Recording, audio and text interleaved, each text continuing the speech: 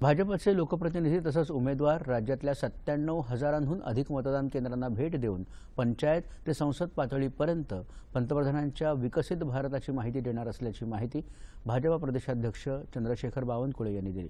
प्रत्येक लोकप्रतिनिधी आणि उमेदवारांना 24 स्तरीय कार्यक्रमांतर्गत केंद्र शासनाच्या उपलब्धी या मतदारांपर्यंत पोहोचवणार असल्याचं बावनकुळे यांनी सांगितलं। बावनकुळे यांनी कोराडी इथल्या 28 क्रमांकाच्या केंद्राला भेट दिली। यावेळी प्रसारमाध्यमांशी संवाद साधताना ते बोलत होते।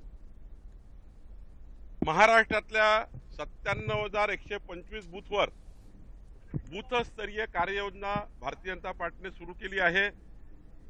राज्यातले 33,323 आमचे नेते पदाधिकारी पंचायत ते पार्लमेंट पर्यंत यांना आम्ही 2-2 बूथ 3-3 बूथ दिले आहे।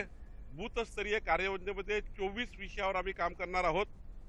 या 24 विषयावर आम्ही काम करून प्रत्येक घरी जाऊन मोदीजींच्या विकसित भारताचा संकल्प, मोदीजींची गॅरंटी घरोघरी जाऊन आम्ही सांगणार आहोत। कालची मुंबईतली इंडिया आघाडीची भारत जोडो न्याय यात्रा सभा ही केवळ परिवार सांभाळण्यासाठीची सभा होती, अशी टीका त्यांनी केली।